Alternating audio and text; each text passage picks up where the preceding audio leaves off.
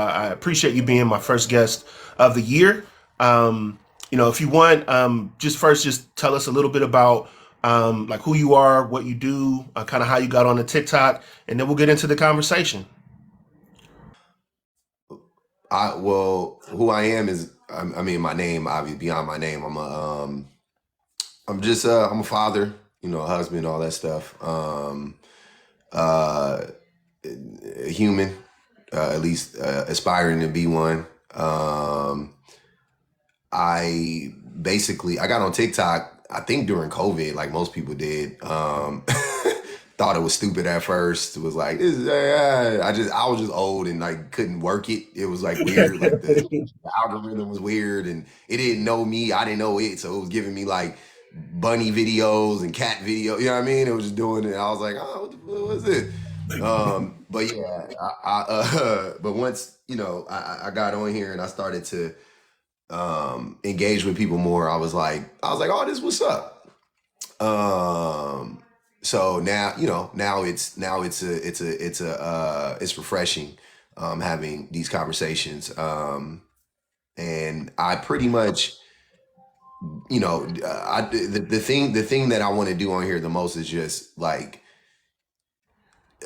impact as many people as possible, but also it's kind of like therapeutic, or I don't know, you could say cathartic or whatever you want to say, more than therapeutic. But like, for me, it's like I just get to talk to people and I get to see certain things in myself by talking to other people. So it helps me in my everyday life, on my path, the journey to being like a whole human being. I get to see certain stuff about myself, and I'm like, oh, okay. So it's pretty much like a game of like checks and balances.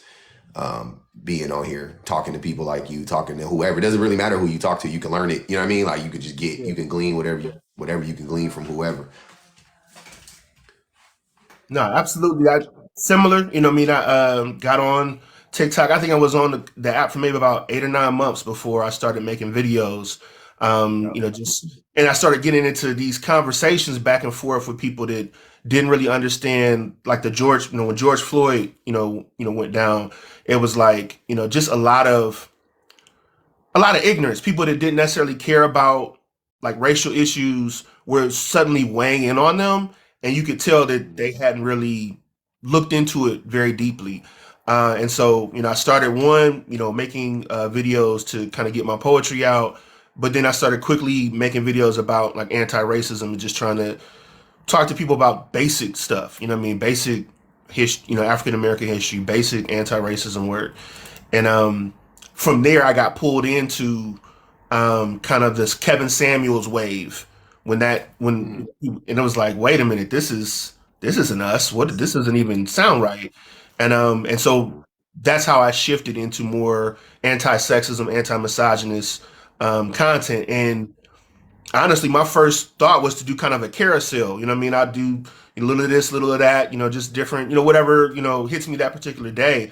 But the community kind of got stuck in kind of this just real, like a community wide misogynist rant almost. And I was like, okay, I'm just gonna continue to make content about this because it's the most important thing. You know what I mean? If we can't relate to black women in the right way, then we don't continue as a people. You know what I mean? So I really appreciate the work that you do. I love your lives. A lot of times either I'm driving or I might be, consuming other things and I'm listening to you. And you always have a very honest and stark dialogue. Like you shoot straight from the hip. I love the way you support black women. I love the way you support black men. And you have very, very just precise commentary. So I thank you for being like my first guest. Want to get right into the discussion, male entitlement. Just in your own words, can you kind of give your thoughts on what male privilege is, what male entitlement is, as you've encountered it? Oh man. Okay. So male entitlement basically stems from men being told that like the world is our oyster, right, so to speak. And in so many ways, so basically the way that looks is like us having like ownership over our children, having ownership over the women in our community, and being able to dictate whatever we, whatever we feel in that time, to the people around us, right? So that also would encompass or incorporate like LGBTQIA folks, things of that nature, right? Like anything that makes you feel uncomfortable, anything that makes you feel, whatever, what I'm saying, threatens your manhood or whatever, then you have the right to challenge it. You have a right to squash it. It's not supposed to exist because you said so. And that creates a dangerous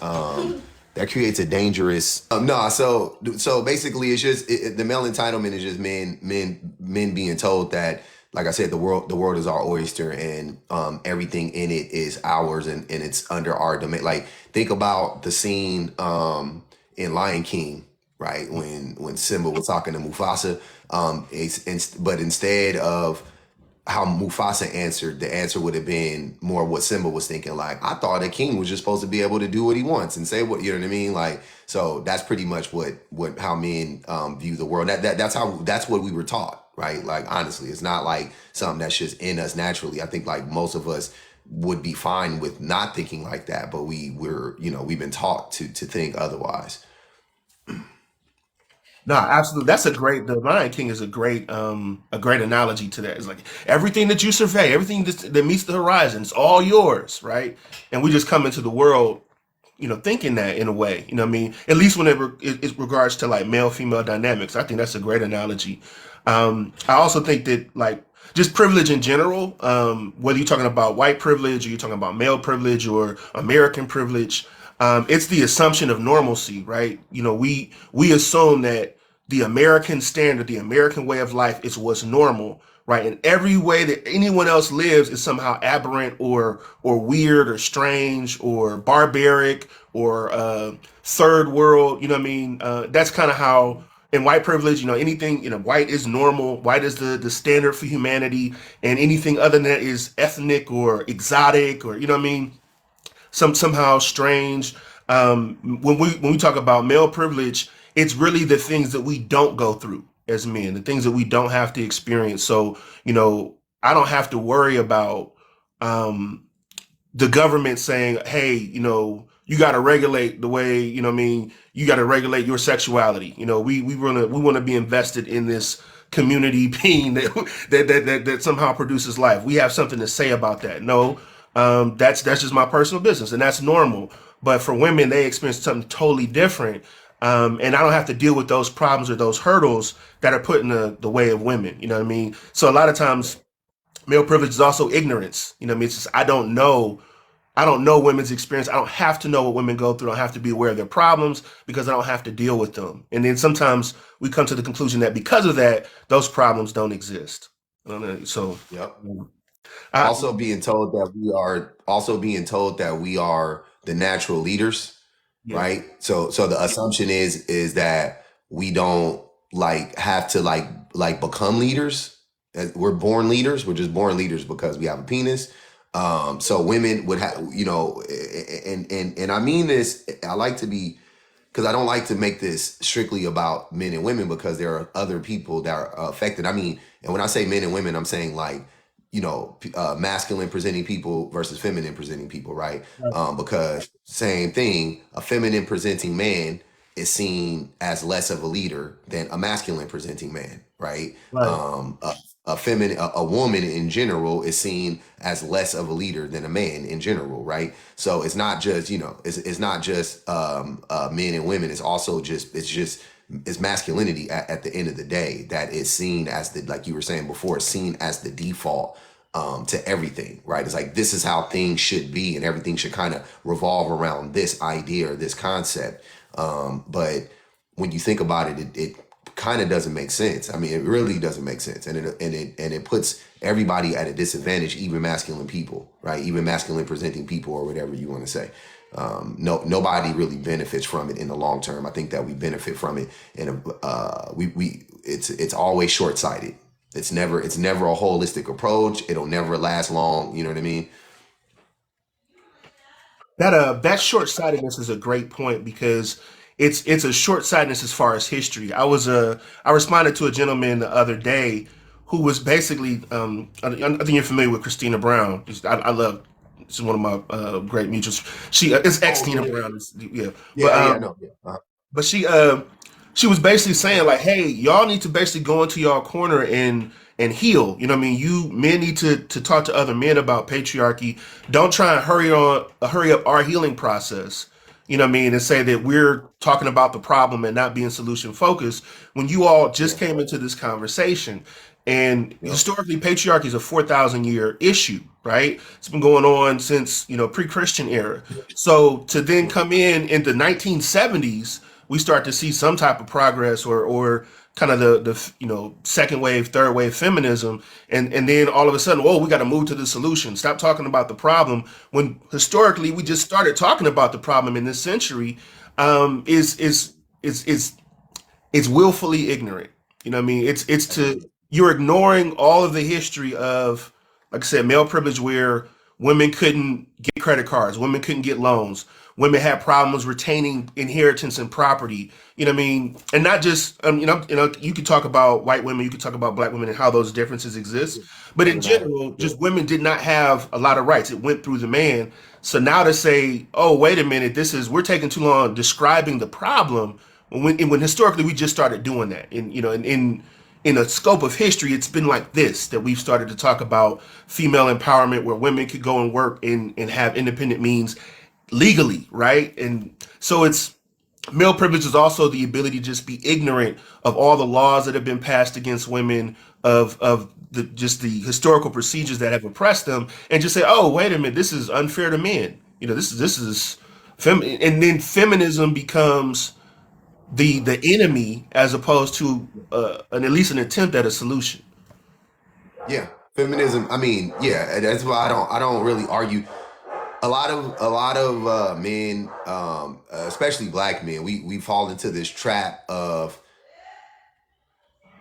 and white supremacists are responsible for this. By the way, they don't even know. Like Right. black men don't even know how susceptible that we are to white supremacist talking points, right? Because we think because we're black, we're not susceptible to them for some odd reason, even though we're one of the we're so susceptible to it. But like so, white supremacists have fooled a lot of black men into buying into this concept that feminism is a net negative because of Gloria Steinem or whatever the fuck, Right. right? Like they'll use like a movement or a group of people who co-opted the movement or co-opted the idea or co-opted the concept and be like, now you have to paint with this broad brush and be like, see, all feminism is bad. The whole concept is tainted because these people took it. I'm like, you do realize that it was a concept before they got it, right? Like it existed Right. before they got it. And the idea that at its core, the idea that women and men should have equality, right? Is not that's not something to scoff at. That's not something to turn your nose up to right now. That's what we need to be invested in, right? Like Right. it doesn't matter if somebody took it. You could say that about like, and I'm just saying that we could say that about every single like about equality in the for the races. You don't think that there have been tainted movements within the Black Powers movement? You don't think Right. you know what I'm saying? Like you don't think that there were tainted leadership? You don't, you know what I mean? Like why don't you guys ever point to that and say, look how tainted the leadership was here? So the Black Power struggle, right? Like they do, and this they do the same thing with Black Lives Matter now. It's the same thing. Right. It's like they take the organization and say, see, this is why we shouldn't be supporting Black Lives Matter. And it's like, nah, I still support the phrase. I still support the idea. I still support the concept. Maybe not the organization. Okay. But the fucking idea, I'm 1,000% behind the idea that Black Lives, you know what I'm saying? Like, what are y'all talking about? So when we talk about feminism, I don't. It's hard to have that discussion with men, but specifically with black men because black men a lot of us, especially on TikTok, we will default our default because they heard it from some other black man. They haven't even studied it at all. They just heard it from somebody, and their Right. default reaction is, "Well, Gloria Steinem," and I'm like, "Yeah, fuck her." Right? Like, okay, but beyond that, you don't agree with the idea, right? Like, fuck the movement. You don't agree with the idea of it, and they don't really have a rebuttal to that.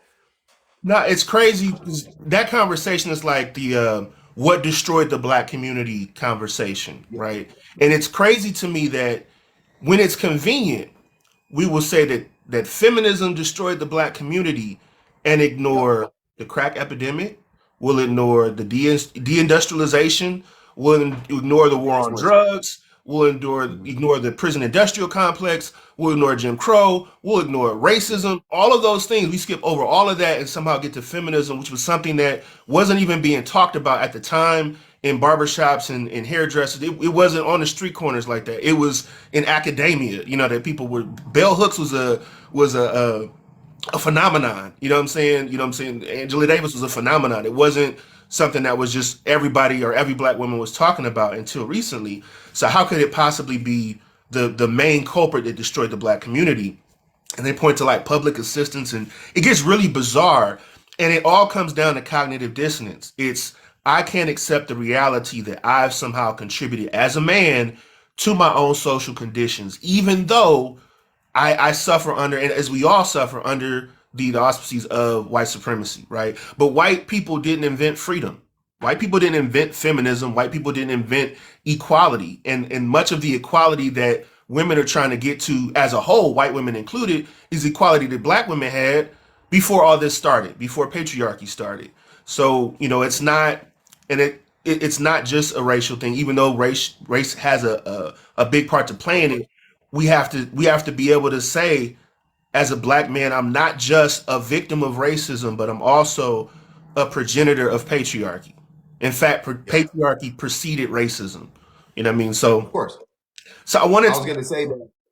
Well, I was gonna real quick before. I was just gonna say that the black people in America, it's what destroyed black people in America was slavery. We never we were always destroyed. We've been destroyed. Like I don't know. It's not a new like when did we ever have it together to have to get destroyed?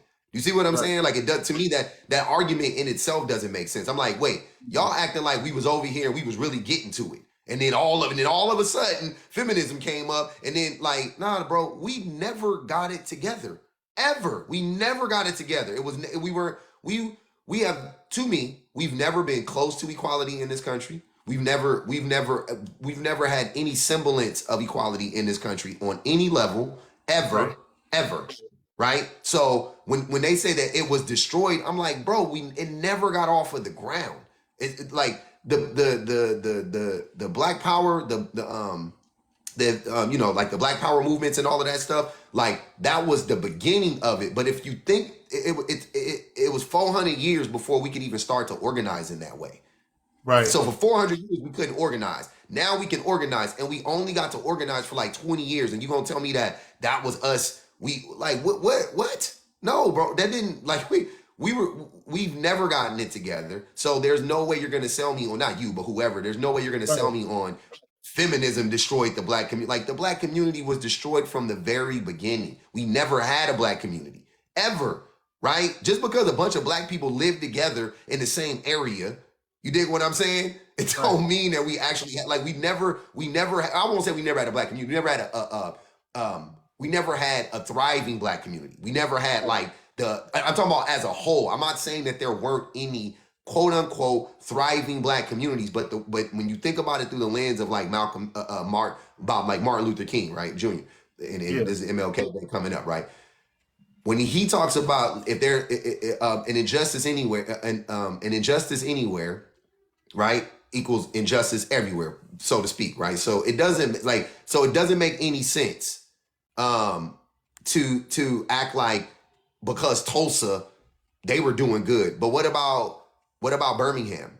What about all the black people in Birmingham? Were they doing good at the same time that the people in Tulsa were doing good? No, right? Okay. How about the black people that lived in Chicago? Were the people in Chicago doing good as when the black people in Roseville were like there's no you cannot cherry pick or highlight like certain black neighborhoods and be like, well, since or communities and be like, well, since they were doing good, that means we were making progress. Nah, that's not.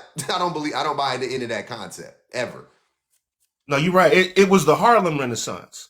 It was never the Black American Renaissance. There were certain places and certain times where a certain group of black people were able to do well, you know what I mean, because Yeah. of special conditions. But there was never Yep. a broad idyllic period where we could say, make America great again.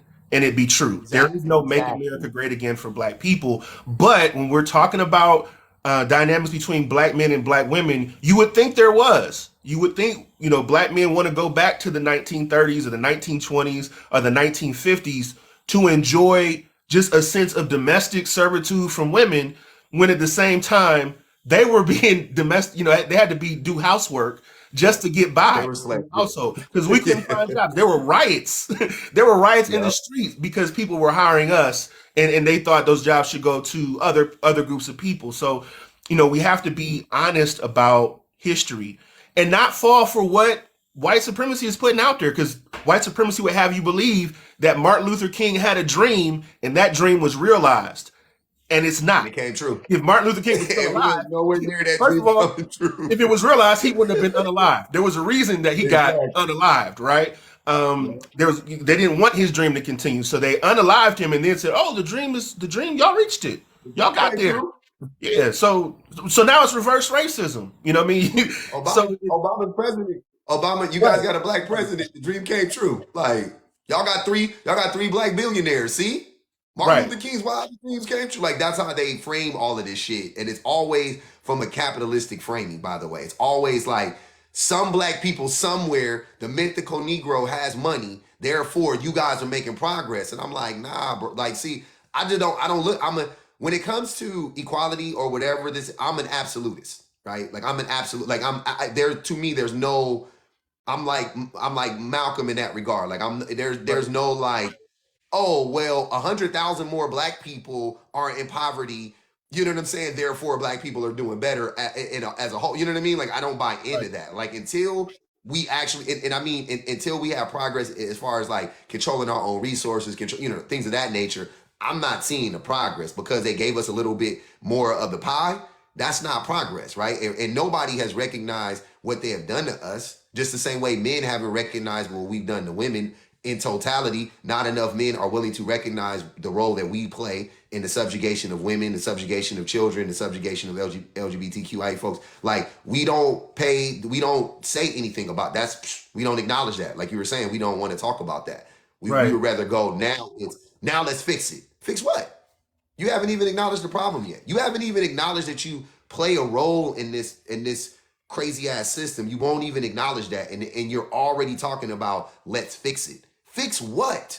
Do you even know what we're gonna fix? If you're not willing to recognize that there's a problem to begin. There's somebody in my comments right now talking about, see, women can work now. So what are you talking about?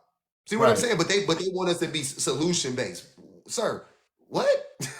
You don't even think there's a problem. Yeah, and let me say this. Um, the paradox of victimhood, right? If there's a crime that happens to you, you are a victim of that crime. That crime happened, Yes. but Yes. acknowledging that crime happened and that victimization took place is not you adopting a victim mentality. That's you adopting the truth of what happened to you and understanding how that affected your future circumstances. And there are certain groups of people who will say, "Oh, you have a victim mentality," just because you remind them that something like racism exists. And it's still present in every day. Oh, no, you just have a victim mentality. No, that's not the case. Same thing with women. Just because we acknowledge there is a great culture in this world, in this society, that does not mean women have a victim mentality. It means that women are not going to be gaslit, be by what No. happened and say, "Hey, this happened to me. These are the circumstances. My accountability is to continue living. My accountability is to continue surviving in spite of those circumstances, not to pretend that they don't exist."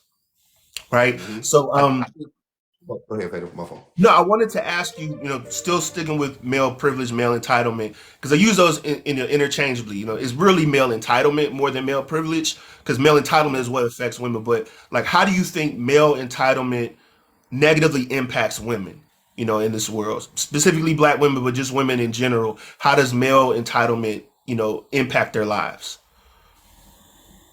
Well, one of them would be like you talked about grape. I mean, grape is probably one of the big one of the biggest ways men feeling entitled to a woman's body, um, feeling like we have dominion over a woman's body. So that's right off the bat. I'll start at pretty much the worst outside of unaliving or whatever. But grape is one of them. Right. So male entitlement. Um, Male entitlement also affects women because we, in our interpersonal relationships, we think that we buy into gender roles, right? And the reason why so many men buy into gender roles is because men who have built this system set up the system in such a way that men get to do the jobs that men want to do, and women have to do everything else, right? So women are essentially, if our economy or if our country was a fish tank, right? We're the pretty fish in the tank. We get to swim around, look all pretty, poop, whatever we want to do, eat and poop and do whatever we want to do. And the women are the fish that like clean the, you know what I'm saying? The cleaner fish that be like suck, like that's how, like they got to do the shit. They got to clean up our shit pretty much, right? Like that's the male entitlement that a lot of men benefit from, that hurts women, to your point, is because we think the bottom feeders, yeah, we think that it's their job, it's our job to go out and work and make money and then financially control everything in the household, and it's your job to do all the jobs that I don't want to do. So when I don't want to cook and clean, even though men will tell you it's easy to cook and clean, then why don't you do it? If Right. it's so easy, then why don't you do it? It's easy to stay home and take care of kids. Okay, cool. Then why don't you do it? And I'm not even saying why don't you quit your job and do it? I'm saying why don't you do it more than you do it now? Right? Like that's the thing that I'm like y'all will love to sit up here because I'll tell you it's hard. It's hard for me. And yeah, it's definitely hard. Um, but so I always find that like I'm like y'all are, I don't think you, like you said before, it's the cognitive dissonance. It's like how can you reconcile that in your brain that in one moment these jobs are so easy, but on the other hand, if I ask your girl, if I ask your wife, if I ask whoever the women in your life, how much do you contribute? I bet you they would all say, I wish he could contribute a lot more. I really need him to step up more. That's a story of most men, right? Like not all men, but most men, right? So how can that be? How can these jobs be so easy, but yet because you guys think that it is a woman's, that's her job. That's what it is. That's what we do. We think it's their job. No matter now, fast forward to 2024, women work just like men work, right? So they have real jobs, quote unquote, I would say paying jobs outside the home, I would say, not real jobs. They have paying jobs outside of the home, but then they come home and then they have to do the real work in the house still, No, right? And absolutely. No, I think this may go into a rabbit hole, but I'm fine with it. When you said when we talk about gender roles and we talk about equality, a lot of times I'll see men equate equality to like the equality of misery, meaning, oh, you want equality with men? Well, come fight in these wars, right? right, You do all the dirty, all the unaliving and and the conquering, come all break those these things. bricks. Right. Not understanding that that is a structure that men set up. So more Hmm. powerful men than us, more powerful men than you, decided that they wanted to take land from other powerful men, and they subscripted you to go ahead and do that under pains of death. Right. And so because you're miserable because you now have to go do that, what I mean, because that's what your country, your leaders, the other men said to do. Now when you want we talk about equality, oh, we want you to be equally miserable with us, as opposed to thinking about Hmm. equality as how can we both live in a different way where war is not necessary, because war is not a feminine byproduct. Women create life, right? Yeah, And men don't have to create death. Men are also life, but we've yeah, allowed a few men, what I mean, to say, oh, to be greedy and create a scarcity mindset where life is now just about taking what we can from other people when there's enough life to go around for everyone. So if you're talking about feminism is a move for something totally different. Feminism's goal, or let's not even use feminism. Women equality's goal is not to be equally miserable with men. It is a completely different way to think, right? yep. A matriarchy is not women taking power in a patriarchal structure. Miss Girl Boss CEO, what I mean, taking over a top down structure of exploitation that's still, taking, still basically participating in colonization, still basically participating in kind of racial segregation just on a global scale, is not a matriarchal system. It's not is not what even equality is about. And we think, because we've been programmed to think of life that way, oh, life is just somebody's taken and somebody's getting took from, then we Mhm. think about women wanting equality as them taking something from us, which is far from the Yeah. case. But when we talk about male entitlement, it's because of that. Oh, because I go fight these wars, then you have to be my slave. You know what I mean? That's Yes. my paltry prize for doing all this stuff for other men. I get to have my little kingdom and my little home, and you shouldn't tread upon that. Yes. That's exactly what it is. And I think it was I don't want to I don't remember who it was. It was one of my mutuals though. Yeah, Yeah, it was one of my mutuals, and they were talking about how I don't even know if they came up with it, but they expressed it, and I was like, yeah, that sounds exactly right. So they were saying like in a capitalistic system, like the one we are in right now, that's 100%, predatory capitalism, to the umpteenth degree, right? They're saying that like because of that, men go to work and we get exploited, right? right, So when we come home, we want to do the exploiting because they've extracted far more out of us than they're giving us back. So then we go home and push that on the women in our home, push that on the children in our homes, push that on everybody in our community because the powers that be is doing that to us. So because it's easier to fight to punch down than it is to punch up for a lot of people. That's historically been the case, right? right, So instead of us banding together and being like, man, this is a raw deal for me, which is making me give y'all a raw deal. Why don't we all combine, men, women, children, blah blah? Why don't we all come together as power in numbers, so on and so forth, and go fight this oppressor, right? We don't do that. We go, well, I mean, shit slides down. That's what if you ever corporate America, they tell you that all the time. Shit slides right, downhill. So the shit sliding downhill. So we get pushed on, and we just push on everybody underneath us. And that's why for these systems to function in the way that they do, there has to be a hierarchy, and that's why I don't believe in hierarchies, right? right. Like I just don't believe in hierarchies because inevitably, if there is an hierarchy, there's a point at the top, and all you have to do is push down on the point, and then so it's easier to push down on a point, right? It's harder if everything is like this. It's hard to push down on everybody if everybody's equal or close to Right. equal, right? It's way easier to do like this and push everybody down and crush the bottom and crush the bottom and crush the bottom. That's super easy to do. That's why I don't like I don't believe in the concept of gender roles. I don't believe that women are inherently more nurturing than men, or like all of these excuses men use to, at the end of the day, abuse women, crush children. Like I don't, I'm done with it. Like I'm out. I'm Yeah. 100% out on any of those ideas and concepts. I don't think they matter to us, and there's no need in us perpetuating that shit any longer at this point. No, absolutely. I think about the great culture pyramid, right? And how, the most heinous crimes are kind of at the top. And everyone else's thought process and behavior kind of supports that. You know what I mean? So men will think that they're not culpable because they're not the ones doing the most heinous crimes. I remember it's been several times I've been in conversations with people. Well, I'm not Hitler. I didn't do. Yeah, yeah, But yeah, yeah. that's the most extreme example. You know what I mean? To exclude yourself from participation because you believe you're a good man. But how do you think about women and how you speak about women and the way you behave in your everyday life regarding women, objectifying them, treating them like secondary citizens? You know what I mean? Really allowing other men to do it creates a culture and an environment where these crimes at the top are not only possible, but they're protected. You know what I mean? It's crazy to me how like people will, I mean, even the person that jumped across the judge's stand and like sacked the judge, that they're like men Uh-huh.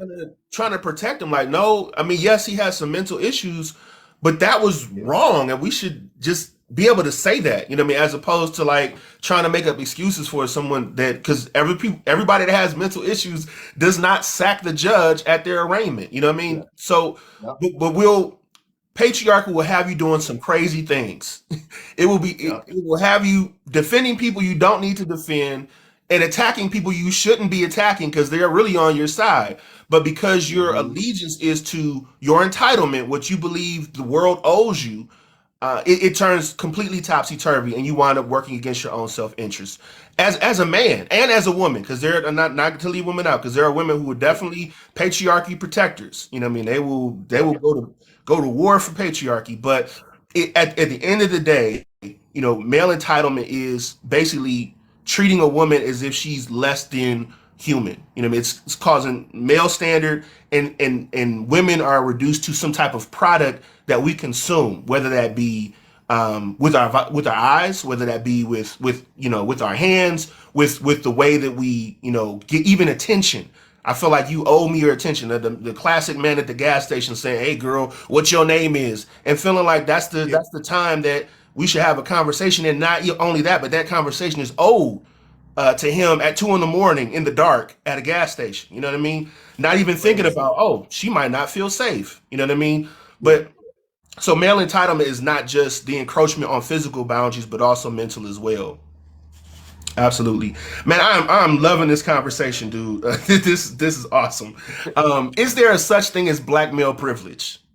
And if so, why? And if not, why not? Because I don't want to. Is there a such thing as black male privilege? Is that just a paradoxical concept? Is it something that actually exists in real time, or is it something that's real that we need to deal with and dismantle? Yeah. So the only way for that, the way that I would look at that is like this: within the black community, right? Men, black men have privileges, but which is this is what we're talking about. Men, black men having privileges over um black women, black children, and masculine. By the way, once again, I want to preface that Yeah, masculine presenting men have privileges over everybody else. There is a hierarchy in our community, the same way there's a hierarchy. The same hierarchy exists outside of our community in exactly the same way. It's just a microcosm, right, of it in our community, right?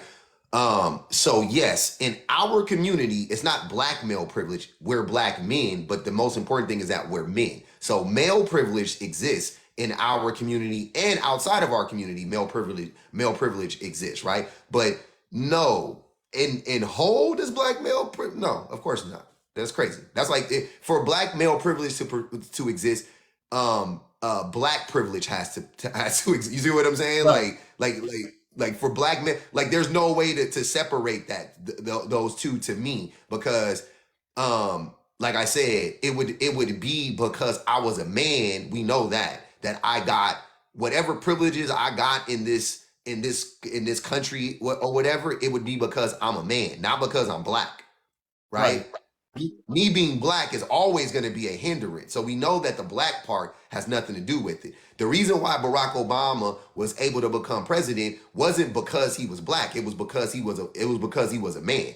Because a black woman, right? As A a black woman, it was the man part that allowed him to be president, right? Like that was the thing. It wasn't that he was black. It was that he was a man, and it was like, cool, a man, cool, great. That's the thing that we need. We need it to be we need this person to be a man above all things, right? And and Barack was like the black version of Clinton, so to speak, because Clinton was smooth and charismatic like Barack was before, and right. he won. And he went on Arsenio Hall and played the saxophone, and to the point that black people was calling him the first black president. You dig what I'm saying? So I know, don't even, we was there for that. Pros, we was there for Yeah, that. I yeah, remember yeah. that. It I was there. remember that, and I was like, what? Clinton is That's for him? us. Yeah, I was like, my mama said it. Like I heard light, it in my own light house. skinned friend from Arkansas. Couldn't believe it. I was like, from Arkansas. Like I'm a kid knowing. I was like, this ain't right. This dude ain't no black. But I don't necessarily buy into the concept that black men have privilege outside of the black community for being black men. I don't buy into that. Generally speaking, right? Like so, if somebody definitely not in any quantifiable way, right? It would at best it would have to be in a certain instance in a whatever. Cool, run it. I'm not gonna argue with you, but in any quantifiable way, any measurable way, any real, any systemic way, like no fucking way in hell do black men have privileges in this country. Like I don't buy into that. No, I like the way you put it, because it's like you being black does not exclude you from your male privilege, right? So there are going to be rooms that you can walk into in this country, whether it's in the black community or not, just because you're a man, that a woman, whether she's black or not, may not be able to walk into. And it gets complicated when you start looking at white women and black men and trying to kind of figure out where each one is. But certainly in the black community, I think it's indisputable that there is male privilege.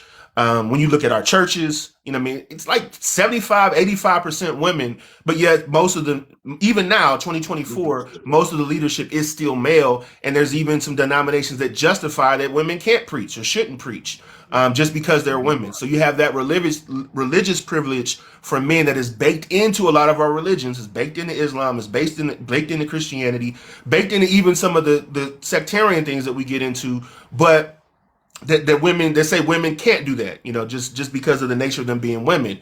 You look at you me being a man in America, black or not, there are laws that are being made against women's bodies that I don't have to worry about. You know what I'm saying? I don't have to worry about abortion laws like women do. You know, I only have to worry about it vicariously through the women that I deal with, but I don't have to worry about it like women do, you know, as far as healthcare and things of that nature. So there, and even the language that we speak is male slanted. You know what I mean? It's still, you know, when we talk about police man, it was a long time before we even said police woman. Like that was a police woman. What's that? It's like, you know, it just I just assumes call them. a I nurse just call them all. feminism. You know, a teacher or a nurse, you assume that that's a woman just based on the way the English language is put up and the way we've been socialized. So we have some ancillary benefits from that, but no, there is no privilege in being black. But though some people will argue that, right? Oh, this is you playing the race card. That is not. If you take me hostage, right? You take me hostage right now, and as a prisoner, you feed me. That is not a privilege.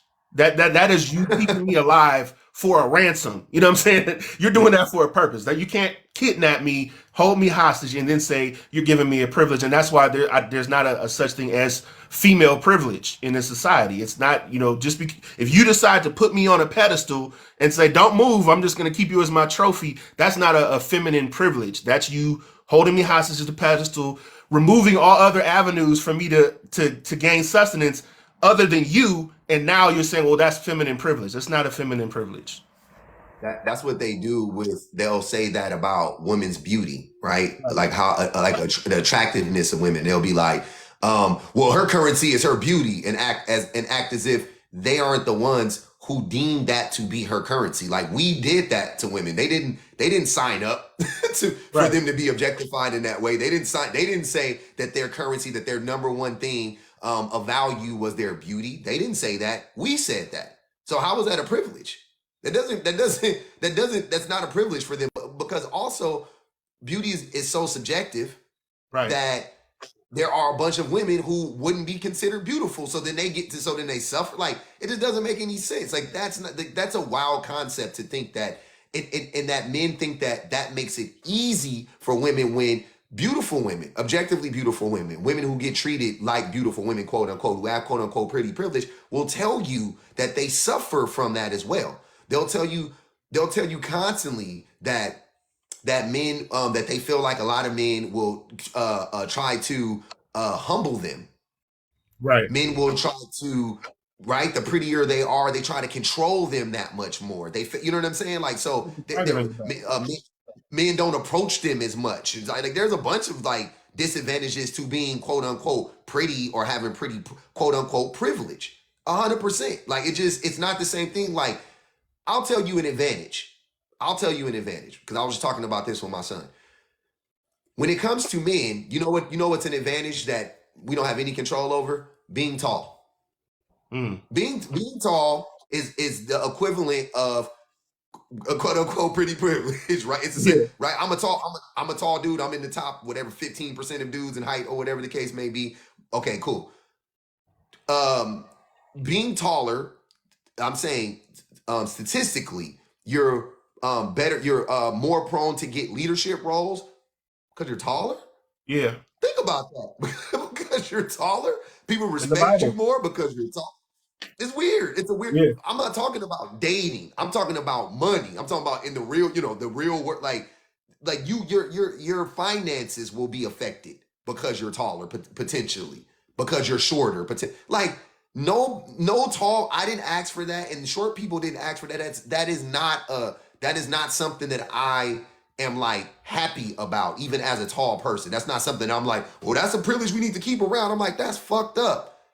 That just because you're 5'8", they're not gonna give you that promotion over this dude that's 6'5", because they think this Right. 6'5" dude commands more respect. Like, and you're better suited for the job, which happens with women and me. Like, it's the same thing. So all of these systems need to kind of go away, but I wonder if whatever. that's because in our society, it's almost like it's based on an undercurrent of the potential for violence. Because I'm bigger, because I'm taller, there's that undercurrent of potential violence that even though we're in a quote unquote nonviolent situation, it still gives me that advantage because I can lean into that a little bit. Just a little bit.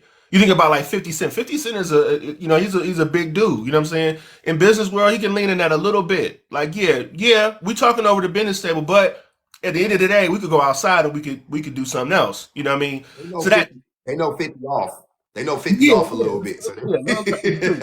So, but that still goes into like kind of the war kind of the warmonger psychology that we deal with, where it's like it's not your potential to have good ideas. It's not your ability to even communicate well. Sometimes it's just the potential for violence.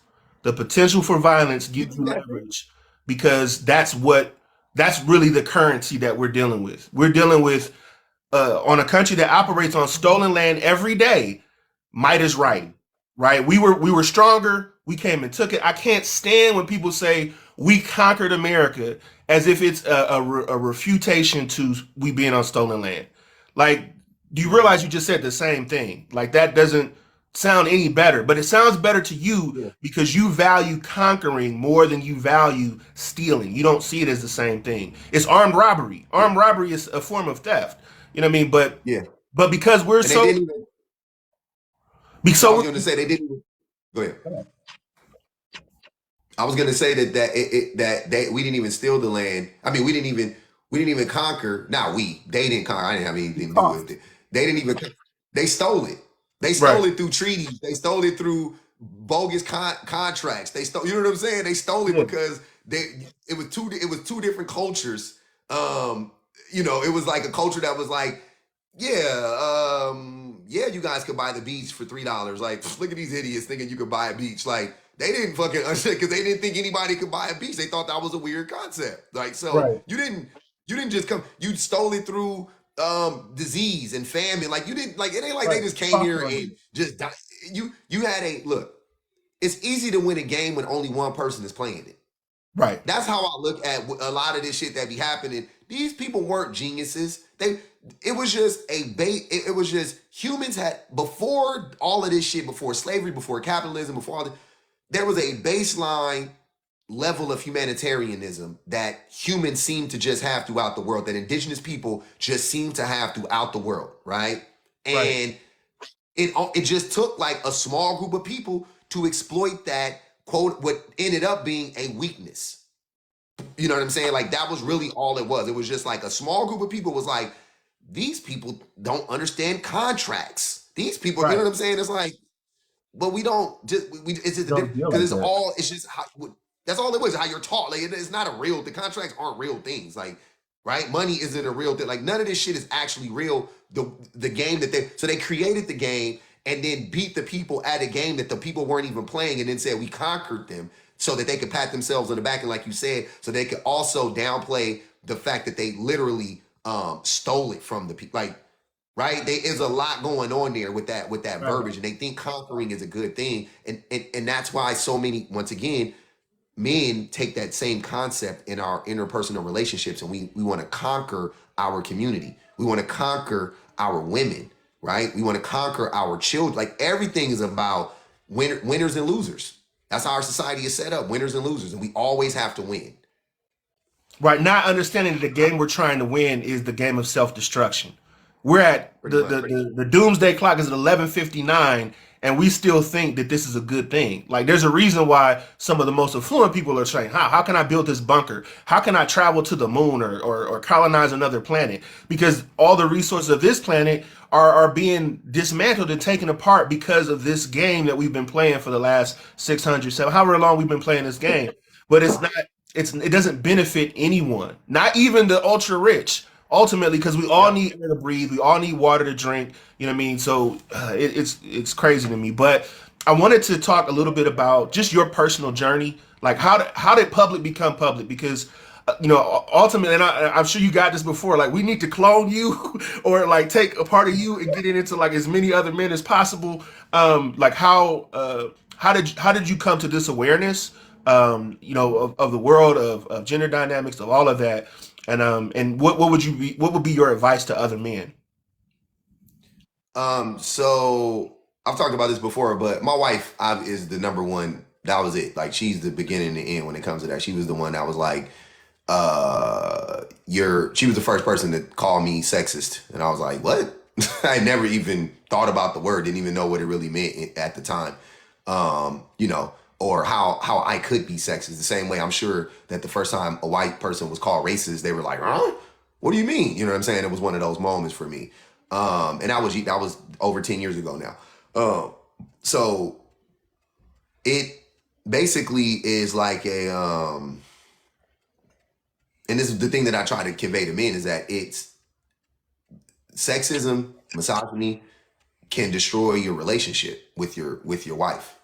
And if you care to be in a relationship with your wife or with your significant other, or be in a healthy relationship with your mom or your sisters or your your female friends, your whoever, any women that you come in contact with, if you care to be in a healthy relationship with them, you need to deconstruct your misogyny, because um, in my personal life, it was like my wife would, and still like it's not like in the past. Some of it is in the past, but some of it's Right, not. Some of it's current. Some of it's still going right, on because I'm still becoming, you know, I'm still loading, as people would say. So, it's like you thinking that everything is your wife's responsibility. You thinking that like child rearing is a woman's job. You thinking that cleaning up is a woman's job. You thinking that the mental load of the house is a woman's job. You thinking not being vulnerable with your spouse, not being intimate with your spouse is showing strength, because no woman wants a man that's going to cry in front of them. No woman wants a man that's going to actually reveal to her how he actually feels, or what's really going on with him. Like no woman wants that, right? Like that's like those types. That thought process is what stops you from being in a healthy relationship. And that's not, like I said, it started with my wife, but the longer I've been on this journey, the longer I'm on this journey, I start to see that it's also, it affects the relationships that I would have with you, Fatal, with my male friends, with my coworkers, with my mom, with so many people around. I see how I'm like, damn, this misogyny thing really did a number on me, right? right, With my children, also another group of people, another whatever people, my children. For the sake of my kids, I was like, yo, this gotta, and yeah, stoicism, exactly. So like right, I have to, you need to not be stoic with your kid. There's a time to be stoic, don't get me wrong, especially when you're talking about with your kids, right? Or with whoever. You just don't want people to freak out around you. It may cause a panic. Cool. I get it. But beyond that, in your day-to-day life, there's really no need for stoicism. It's perfectly okay to come home. Me and my wife do it to each other all the time. We come home and unload on each other, and about work, about our kids, right? Because who else are we going to do it to? And when you do it to each other, it's it's an even exchange, right? So it's like if I'm carrying 50 pounds and I unload it onto her, and then she unloads her 50 pounds onto me, it's an even exchange. You see what I'm saying? Like it's not like right, there's an unfair dynamic there where it's like she's just taking on all of this weight, which in a lot of these relationships, men are the ones who are constantly just dumping everything on the women, and then not giving the women any place or space to give them anything in return. They don't want to hear it. They don't want to listen to their women. They think that their women are annoying. They think women are annoying in general. They don't think women have anything to add to a conversation, so on and so forth. And these are the things that I struggle with, and I've struggled with mightily my whole life, and didn't even know it until my wife was the one to call me out on it, right? And so the way that I have for me, I'm at this point in time, and not historically, but at this point in time, I'm very invested in being self-aware, or as self-aware as I possibly can be. Having an inner monologue, right? Being able to talk to myself about stuff what I'm experiencing and how I see stuff or whatever. And that's why it would, a lot of times, and I know I could tell you do it too, obviously. A lot of times people don't know that a lot of the things that I say to people, I've already said to myself 1,000 times. Y'all just haven't heard it. You know what I'm saying? So I'm having these conversations with myself all the time. And then I also have these conversations with my wife all the time. So when I talk to y'all, it's easy. It's like I literally just got done talking, like I just got done talking about like the height thing and all. Me and my wife were just talking about that shit like yesterday. You know what I'm saying? Like we talk, and to have a person there for me that was patient and knowledgeable and willing to share it with me was great. For those people who don't have that though, right? Because let's be real, a lot of people don't have that. The best advice I could give is to kind of go. I know it's gonna sound corny and cliche, but kind of just go back to the golden rule kind of thought, because that's Yeah. really big. It's, you know what I mean? Like if you really kind of adopt that, it'll help a lot, right? Just go back to that whole like do unto others as you would have others do unto you. You don't want to, you know what I'm saying? Like, so so when I say that, I'm saying like the things that I do to people, the way that I talk to people, I expect people to talk like that to me, right? So if I'm disrespectful, I expect disrespect back. I'm ready for it. You know what I'm saying? It's not like I'm gonna talk to you disrespectfully, and then when you talk to me disrespectfully, I'm gonna be like, hey, wait a minute. You know what I'm saying? Like I'm like, no, I know, like because usually when I'm being disrespectful, it's deliberate. I go out of my way to be disrespectful. My default isn't to be disrespectful, even though we all can be disrespectful on accident. But my default isn't to be disrespectful. So when I'm like on 10 and I'm just going, like, you know what I'm saying? Like, I know Fatal he gonna beat me with that same energy. You know what I'm saying? Like, so I'm not like shocked by that. And that's in the bad cases. So you already know in the good cases, when whatever I'm doing, I'm not, I'm doing it because this is how I want to be treated. I want people to mirror me, right? I want them to treat me the way that I'm treating them. So I try to be patient. I try to explain myself properly, blah, blah, blah, blah, blah, right? Like I really do. And nobody's perfect in that, but like, I think that works. And then lastly, I would say that the thing that's really important for men to do is to, the empathy that's a big word, right? That's a big word. That's a hard word for us to understand, but like that empathy is paramount in this. And the way that you gain empathy, for me, it has been like there are barriers to accessing empathy. And for an example, one of them is consumerism. One Right. of them is Another one is capitalism and feeling like the need to get money and blah blah blah blah. Like Pac had that interview. I don't know if you saw it back in the Scarcity. '90s. He was talking about Yep. yeah, he's talking about scarcity Yep. politics. He was talking about Donald Trump. It's like smush smush smush smush smush. You know what I mean? Like so. It's like that kind of, and that's what a lot of the red pill dudes be like, you gotta work out, you gotta go get money, and It's never about I need to be more empathetic. It's never about like on the day to day change, like affecting the people around you, making an impact, for the people around you or anything like that. Like they talk about legacy, but then they don't do any of the work to create a legacy on their own. They talk about a legacy, and in their mind they mean go get a bunch of money. They don't mean be nice to people. That'll Right. create a legacy. Like just being nice to people is a you want to talk about, man. Hey man, being nice to people will talk about you for 1,000 years just because you was nice to people. I still talk about people from my youth, that I remember. I'm 42 years. I still talk about people that were nice to me when I was 6 years old. Like I It's so remember that real. nice old man.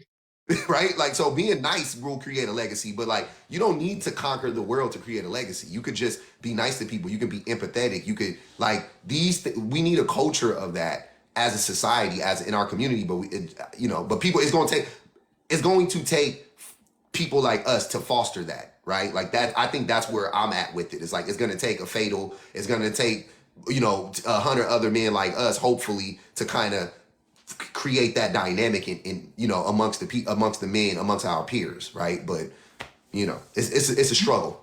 You said so much, and there's so much gems that you just shared. I think men, we as men will, the only time we will regularly empathize with other men is when we're empathizing about our problems with women. You know what I'm saying? Ah, Never what other men did to us, because that will require us to be vulnerable around each other. But if we're, empathizing against what, the problems we have with women, then we can all kind of just, bond together over that. You know what I'm saying? But that what that positions you in is a situation where later down the road, when you're not into a lot of activities, you're not playing basketball as much, you know what I'm saying, you're not doing, like all the going out to the club as much, is a lot of isolation, what I mean, a lot of loneliness, because you're not used to being able to talk to your male friends, and I'm speaking of myself, about the things you're actually going through in life, because now you're dealing with more mature problems. You're not even going after what's on the videos, what's on TV. You're dealing with real life stuff, but you haven't made a habit of talking to other men about real life stuff, right? And the only time you talk about real life stuff is when you're talking about the women that are causing the issues, because we can all kind of bond over that, and I think that's unhealthy. You talked about the golden rule, and my wife told me something. This was many, many years ago, because we were really heavy in the church, and she said, we always talk about, the golden rule, or the great commandment. You know what I mean? You should love God with all your heart and all your soul and all your strength, and love your neighbor as yourself. But we never talk about how to love ourselves. Like, never. There are no sermons about how, or teachings about how to properly love yourself. And I think especially with men, we never get that part. You know what I mean? And I'm talking specifically to religious men, where it's like your whole religion is supposedly based on love, but you have never learned how to love yourself properly. You know what I mean? You equate love to sacrifice and martyrdom. You know what I mean? To literally unaliving yourself slowly. That's how you equate love, as opposed to taking care of yourself, taking care of your body, taking care of your mind, taking care of your spirit, and then from that, loving outward from there. And like, I was, just to talk a little bit about my journey, like I was a, deacon at a couple of different churches, and I literally ingested the Bible, where it was like, I literally thought, oh, the world is going to end in 15 to 20 years. Jesus is coming back. yeah. Everybody Mhm. that I know, if they don't accept Jesus Christ, they're going to hell, a literal hell, where Yep. they're going to suffer for eternity. And so I took that in hand with my marriage, because I became a Christian and a husband in the same year. And I was like, I gotta do 99 out of 10 Christian stuff, 1 out of 10 husband stuff, because this is eternal salvation that we're talking about, right? Mhm. And so the way you have your worldview set up determines all the different ways your energy flows in your life. And so my energy was flowing outside of my household, and not to my wife, and not into my children, to build them up in the way they needed to, right? You talked about stoicism, and that was me, because I think a lot of times we equate manhood as not womanhood, right? So the way I Yeah. become a man is getting as far away from femininity as possible, as far away from my mother and the way she thinks as possible. Even though I love my Mhm. mother, at some point as a young boy, I'm gonna start to see her as inferior, and I start to learn more from my male counterparts. You know what I mean? And that's how Yeah. I determine manhood. When some of the best lessons and the best love I'm getting is from the person who bore me. You know what I mean? So we Mhm. reject the lessons of our mother, and then ingest a lot of the conversations from outside of the house, when a lot of that stuff comes from white supremacy. The way that we Oh define yeah. manhood in this society comes from the slaveholder, how they determine manhood. Because where else would we get it from, right? So you're going from you're trying to get away from non-personhood and the oppression away of racism and femininity, and you're rushing towards manhood, when manhood has been defined also by white supremacy. And that really messed me up, because I was like, I ingested Christian doctrine. I was a dude, like, I would, my Saturdays, instead of like spending time with my kids, I would be waiting for Jehovah's Witnesses to knock on my door. Like, I would open up the door before they got to knock twice, because this was an opportunity for me to share the gospel, and they were coming to me. You know what I mean? That was where I was at. And I almost lost my wife because of that. Like, I thought my marriage was over, you know what I mean?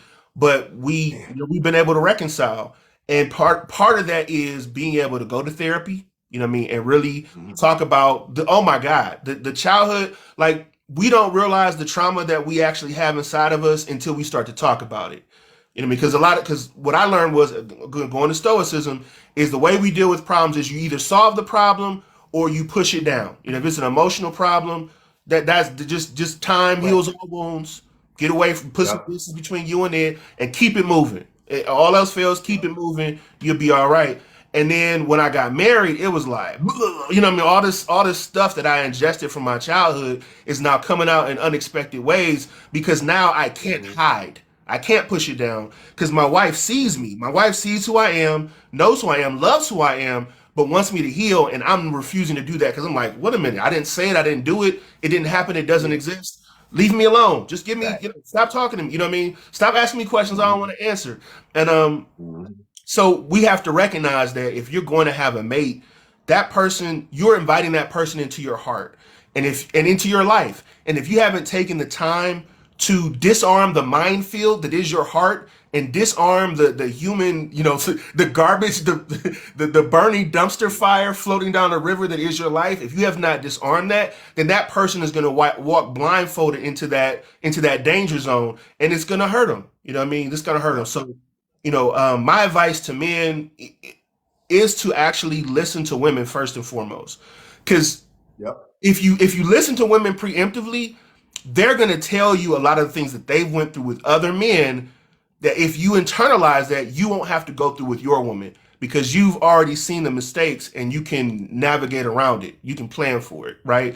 And then if you go to therapy, you can start to disarm those places in your life for yourself first and foremost. Because especially black men, I mean, we deal a lot with imposter syndrome. You know what I mean? Getting Mhm. success, survivor's Man. guilt.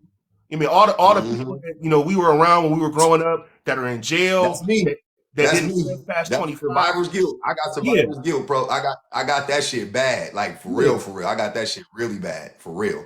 And sometimes we sabotage ourselves because of that. You know what I mean? Even when we're Mhm. successful, we like, there's got to be more. You know, there's some other shoe that's about to drop. You know what I mean? So we don't Yep. trust easy, we don't love easy, and maybe for good reason. But we gotta know ourselves in that way before we invite someone into our lives. And that's why it kills me when we try to equate dismantling patriarchy or sexism with good dating advice. You know what I mean? This is not we're not relationship counselors out here. We're dealing with that's crazy. It's like we're talking about racism, right? We're talking about Mhm. internalized racism, white supremacy, and you want to talk about interracial dating and how this is going to affect. Oh my God! Oh, what? But can I date white women? Well, first of all, has she done the work? Have you done the work? You know what I mean to deal with all this stuff that's been thrown at us since we were kids. If you haven't, maybe you should just tread lightly. You know what I mean? Just get to know each other as friends first. We don't want to skip that and go straight to because we're still looking at women as a commodity. You know what I mean? Even with emotionally intelligent brothers, we want to get emotionally intelligent so we can get something. So I can get that Mhm. that that modern woman, you know what I mean, that I can't get now. Well, I'm Yeah. emotionally intelligent now. You go, can we go on a date now? No, let's I got a shot. I got a shot now. Yeah. right, right. And then it's like, well, I'm a good man. Why don't you want to be with me? You should be. And then we go right Mhm. back to the entitlement. The same Yep. entitlement that you said you got over is still there. Mhm. It's just got an emotionally intelligent mask now. You know what I mean?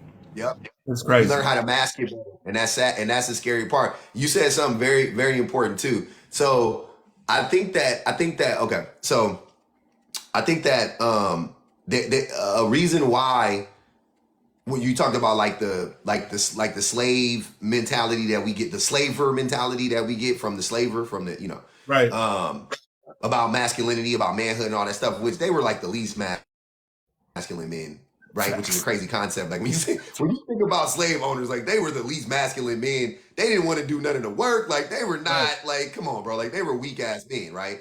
But anyways, so we get our whole concept of masculinity from slave owners, which is wild to me still to this day. It's crazy.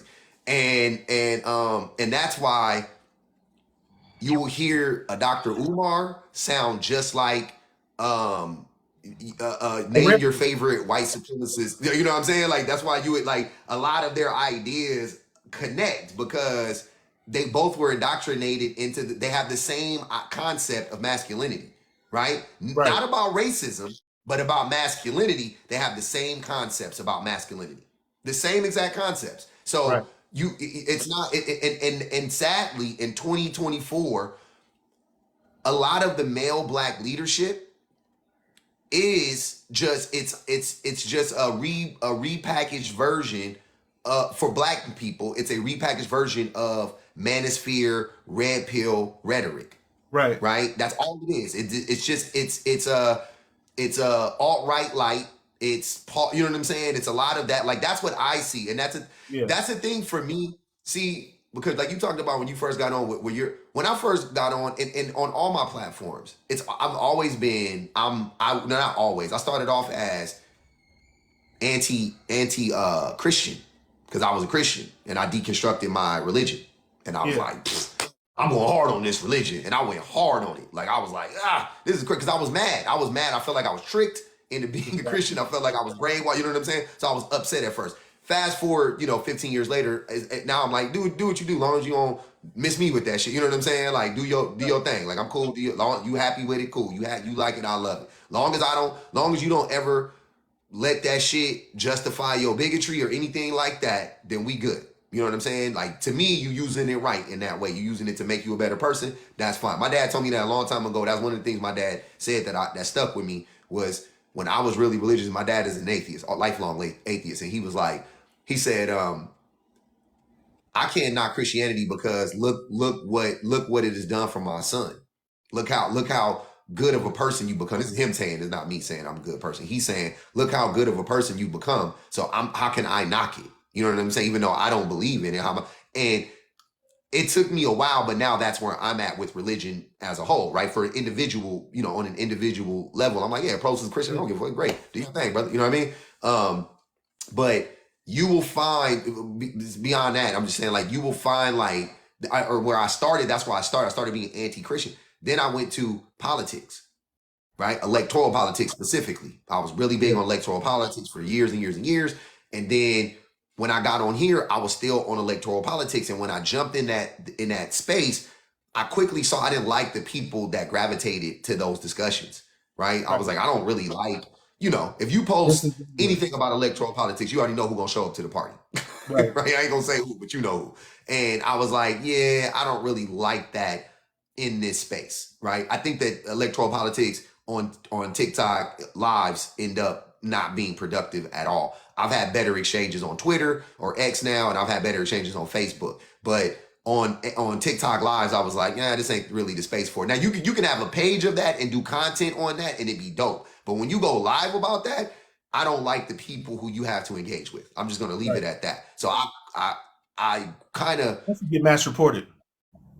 yeah, plus you get mass reported. So I kind of, it was a combination of me being checked out of electoral politics, and then also trying to find like, okay, so electoral politics isn't what's going to save us, right? It was that kind of realization, and I'm like, what is actually going to help us? Like, is it destroying capitalism? Because I'm an anti-capitalist. Is it destroying racism?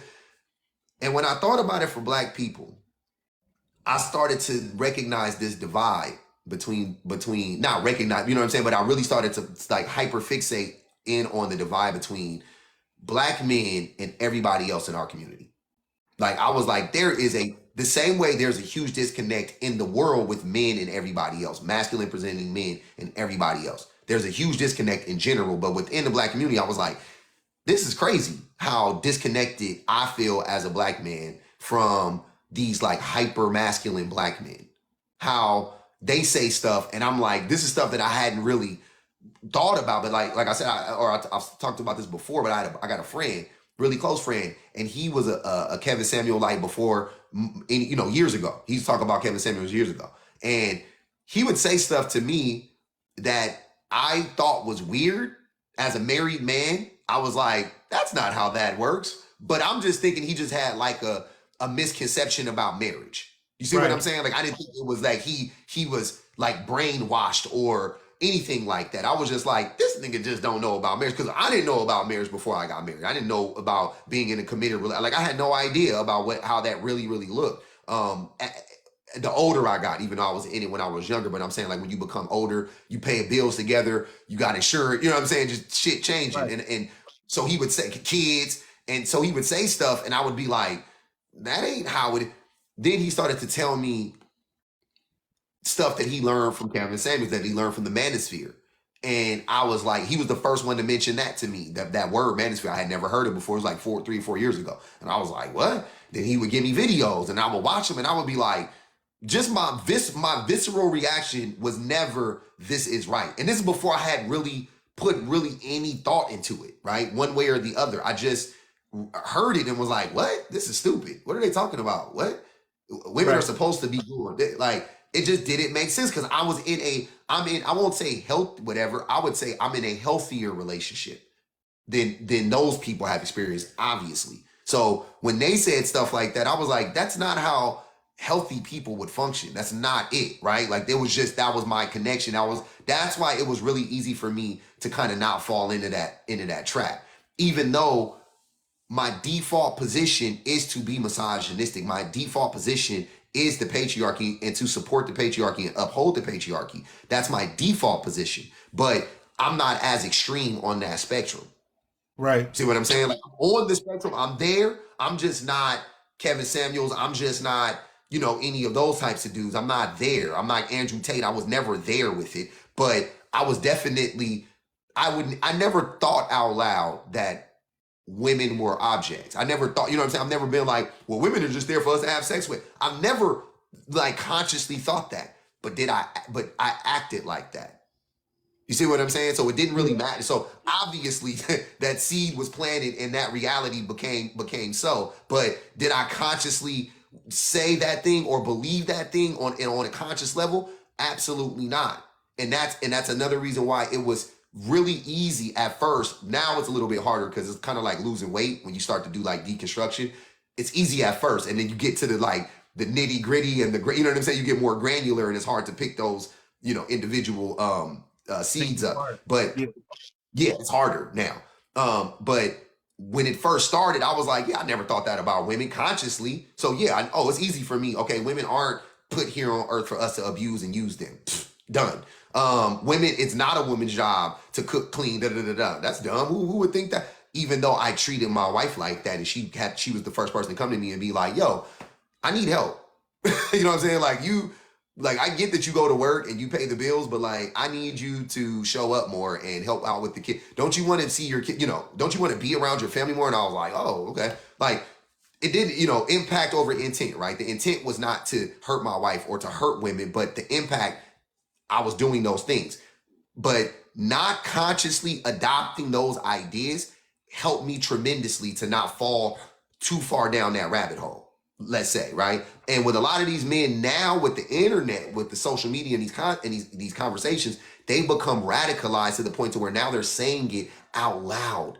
When before, a lot of men thought like me, a lot of men thought like how you thought 20 years ago when you were a young man, or younger man, I would say. Right. We had those seeds or whatever, but we weren't radicalized. A lot of these men are now radicalized, and now you got 19, 20, 25-year-old men on here talking about, yeah, I want a woman to submit. I want to, you know what I'm saying? It's like, did you Right. ever think about that when you were 20? I was not thinking about a woman submitting to me when I was 22 years old. I was like trying to get a kiss. I was trying to Right. hang out with her. Like I wasn't Yeah, submission. What do right. y'all, Go to the so movies. Some, the tragedy of the red pill movement, right? Is the whole concept of the red pill is that you take the red pill and it gets you out of the machine, right? That's what the red pill is supposed to do. When you watch the the Matrix movie, OG, the OG yeah, religion. yeah, but when you take this red pill, it actually puts you in a different matrix, a deeper sleep than the sleep you were already in. You know what I mean? Because Yep.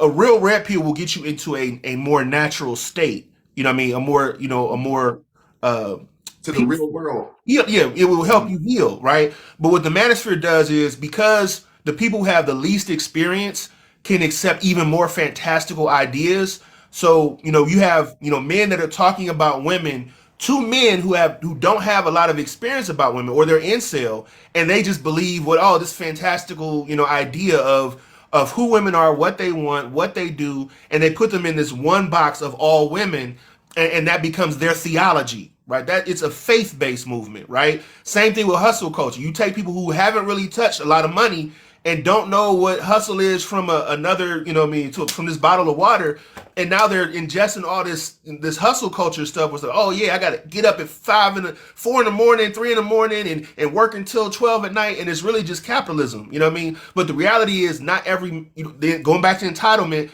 in capitalist society, not everyone is going to make it. In fact, most people are not going to make it Most by people ain't design. gonna make it. You know, if you got 100 hustlers in the room practicing capitalism, 90 of them One. hustlers ain't gonna make it. You know what I'm saying? I Mm-hmm. don't care how hard your hustle is. If there's only hustlers in the room, 90 of those hustlers aren't gonna make it in a capitalist society because you're all feeding off each other. Same thing in an incel environment. If there is, 50-50 men and women, you know what I'm saying, and some of those women are actually trying to have lives and live independently, you only got 10% of the women that are gonna accept your incel theology. And that's if you, you know what I'm saying? And you're not entitled to a woman. So you Yep. becoming whole, your healing cannot be based on hustle culture. It can't be based on you getting a woman to submit to you. But the manosphere creates that mystique, and what should be a space for male healing, where we can come together and build each other up and find a different way to live, becomes just another, just a fire hose into the system. You just shoot right from the Mhm. manosphere into the alt-right pipeline, and you don't even know it. Steve Bannon can say, "Oh Don't even yeah, know. yeah, we're gonna flip them. They're gonna vote Republican next election." This just Mhm. well, it's a foregone conclusion because of the ideas that you've already accepted, and you don't even realize it. Mhm. That's crazy. You know Yep. what I mean?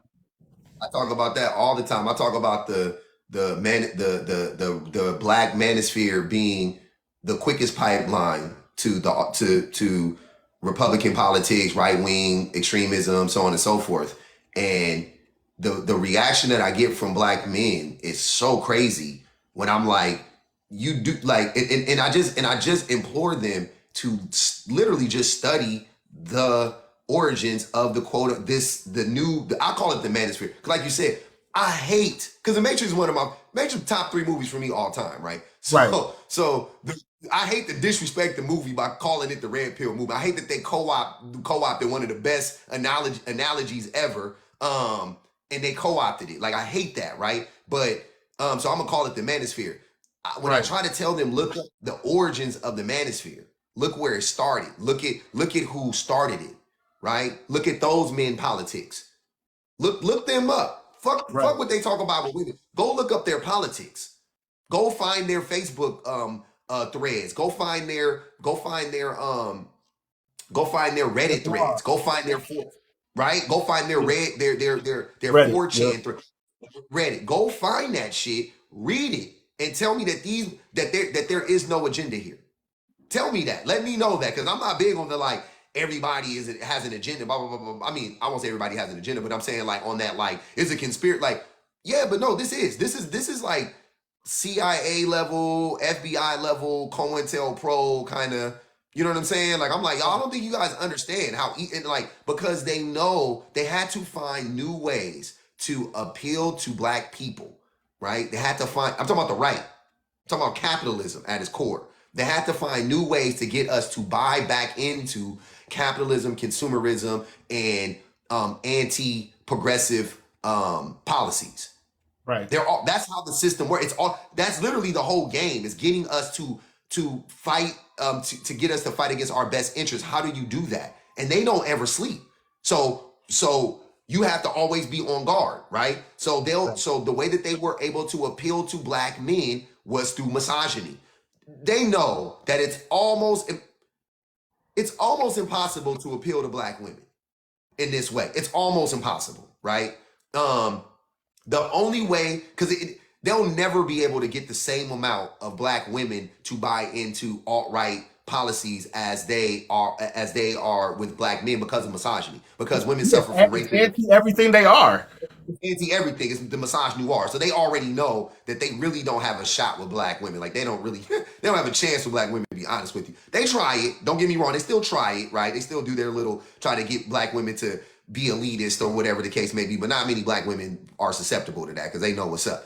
But black men, as long men and from us being men, if you can sell us on being a man and we will hold that man card, oh my God, you can get 10, 15% of us to buy into it. And that's all they need. They don't need 100% of black men to buy into it. They don't need 75% of black men to buy into it. They need 10, 15, 20% of black men to vote a certain way, 10, 15% of black men to vote a certain way, and then so fuck the voting though, because there's still a bunch of black men who are in the manosphere that still support Democrats, whatever, who cares, but they still support the manosphere though. See Right. what I'm saying?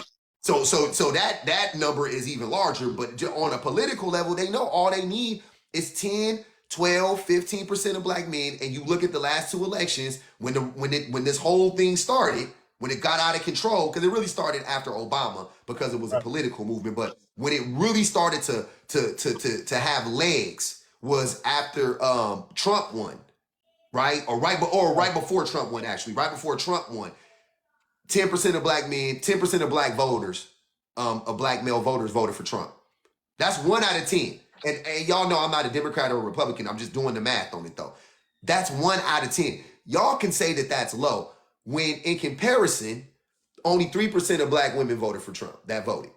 So that's Right. over 3 times more. Over 3 times more black men voted for Trump than black women. Fuck the 3 and the 10%. Y'all gonna vote that's a low. All they needed was 10% of black men to vote for Trump for him to win. Right. That's what I'm trying to tell y'all. That's all they need. If 5% of black men vote for Trump, they lose every single fucking time.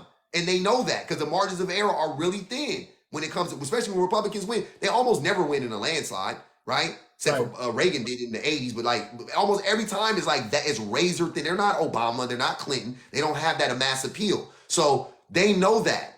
So they only need 10 to 15%. So it's super easy. It's super easy for them. It has been super easy for them to get 10, 15, 20% of black men to buy in to the manosphere that will lead them straight into the alt-right, that will lead them straight to the Republican Party. That's all it's about at the end of the day for them. And they don't care about whatever wreckage is left in its wake. They don't give a fuck about that. They just want to lead you to that. And it's so frustrating talking to black men about it and talking about it from a political aspect and trying to get them to connect that dot. They don't want to hear it. They don't understand it at all. No, absolutely. Speaking of Trump, and I want to make sure I get this. What is because we talked about this a little bit, but I want to circle back to it and talk about it a little bit more in depth. Like speaking of Trump, what is grape culture in your own words, and how does male entitlement contribute to it? And I bring up Trump because of the whole grab him by the you know what. I know. Um, Trump grapey as fuck. So yeah, he's super great. Um, so is Clinton. But right, so yeah, so grape culture is a cult like we saw it kind of play out this week. So it's basically a culture where people, men or women, both parties could be guilty of it, but namely as men most of the time, where we essentially blur the lines between concepts like consent, right? We make it hard for people to understand what consent is. We play dumb as to what consent is. And then when victims come forward, we ostracize them and we ridicule them to the point to where other people who may have been assaulted don't want to come forward because they go, well, damn, I don't want to turn into a fucking pariah. I don't want you guys to, you know what I mean? Like, I don't want to be treated like that. So I'm just going to hang back, right? So it creates a culture of victims and perpetrators and no accountability right, because of those two things. Also, the entitlement of men, once again, like I said, the entitlement that men feel that we have over women's bodies, right? That is a big proponent of grape culture. Us believing that her body is not her own, and or our whole job is to trick her out of her body, her autonomy, right. right? So taking her to a bar, buying her a bunch of drinks, same type of shit, asking her 1,000 times, let me, please, baby, baby, please, please, please, please, baby, please, please, please, please, come on, baby, please, please, one time, put the head in, please, please, please, let me lick it. Oh, girl, let me The smell it. Let tip me, in, man, put the tip twerk, in. then put the tip in. Let me smell your twerk wind. Like, like that. If we don't do it, it's that. It's a culture of that, and normalizing that shit and acting like that's how it's supposed to be because women are just hard to get. Women don't, when they say no, they don't really mean it because they're laughing sometimes, so they didn't really mean it because they didn't tell us fuck off. They didn't really mean it, right? It's not that. That's all. That also contributes to grave culture because we don't just no is no. Whether she says no or no, or get the fuck. Like, it don't matter how she said no. She said no. She said no. Shut it down. Right? Like, I don't. Right. You want her to be an asshole to you because you would react a certain way. If she was an asshole, you would then be like, "Well, you ain't got to be mean about it." But she said it in a nice way. Then now no means no, like, or no means yes, or it means maybe or whatever. And we believe, and not to blame women, but we've seen also, and I'm not talking about when it comes to sex specifically. I'm meaning like even to go out on a date, right? A coworker, a guy Yeah. that you work at you're a barista and he comes in. I'm thinking like a movie scenario, and he asks you 20 times to go out on a date, and on the 20th time you finally say yes. So he wears you down. So it's rewarded in the end too. So a lot of that is going on too, right? Right. That is, but at the end of the day, that is still men's responsibility because once that man was told no, he should have just backed away. And for every one of those fairy tale stories where she did say yes and everything ended up well, there's 100 stories where it didn't go that way. So it's Right. not worth it. It's not worth it to keep pressing. It's way more worth it just to say no is no and just walk away. Right? That's what I'm teaching my sons or my son who that's gonna be on that type of time. Hey, she say no, it's all good, brother. It's all good. Say thank you for your time and walk away. It's all good, man. No need to get upset. You know your worth, you know your value. They didn't see it or they didn't like you for whatever reason, and that's okay. You ain't gonna appeal to everybody, even the people that you want to appeal to. Simple as that. No, and that's the key. Like, the value of you, the value of yourself. Do you want to share your body with someone who doesn't really want you, or do you want Men do. some to share your body with someone who emphatically wants to be with you, right? Because when you when you get into that gray area, you're also opening yourself up to risk. It's so many men that have children with women that they don't really like, you know what I mean? Because they push the envelope and they on the 26th time she said yes, and then on that same 26th time you wind up conceiving a child, and now for the next 18 to infinity, you're tethered to this person that you don't even know, first of all, and find out you don't really like, right? But we value the conquest because again, we're a conquest-based society, and that's how we determine who we are as a man. How many people I can convince to be with me, and I can, kind of, weasel my way in and get you at the right time versus actually getting somebody that I enjoy spending time with, that makes me laugh, that compliments me as a whole human being. But because I don't see myself as a human being, I only see myself as a kind of an entity that engages in transactions, then I'm only concerned with that transaction and how many transactions I can get. You know what I mean? Not even the quality of the transaction, just that I Yeah. got it. You know what I mean? Not even the The quality. quantity. Don't care if you enjoyed it. I Mhm. might not have even enjoyed it, but we got it. We did it. You know what I'm saying? And Yep. now I can move on to the next. And it's a toxic culture, right? And so when women come forward, you know what I mean? Instead of just because I think the believing women, right? That whole slogan gets taken Movement. so far out of context. Believing women means you treat women that come forward as survivors with compassion. You believe them. You treat them with compassion. You treat them with empathy. You connect them with resources. You treat them with respect. You don't accuse them. You know what I mean? And then you let the proper authorities, if there are such a thing in this country, to run their course. You know what I mean? To make that process as easy as possible, right? Not to go ahead and burn somebody at the stake either way. But on the other end, the way we support great culture is we make it so intolerable for women to come forward because we're going to accuse them. We're going to ask them, how much, what were they wearing? What were they doing at that time Yep. of night? Why weren't they doing this? Why weren't they doing that? How could you let this happen? It was your fault. That they don't even want to come forward. So 1 out of 15, it's 1 out of 15 black women will come forward. You know what I mean? 1 out of 15 will come forward. And knowing Higher that than I thought.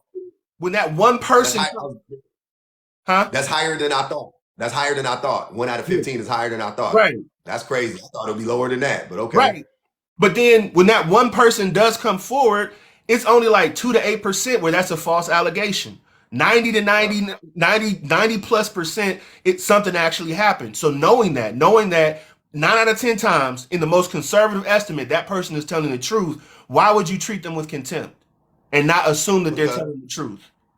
That doesn't mean you get to because pick up you know what I mean, and go, do something rash. It means that you treat that person with decency and respect. But that also contributes to grape culture because the person who is the perpetrator knows this person's probably not going to come forward, and even if they do, they're probably not going to be believed. And even if they're believed, I have a system that's built on shaming women, on Yep. objectifying women on my side, and that's something that we have to dismantle right away We because it's do. not. And it's just,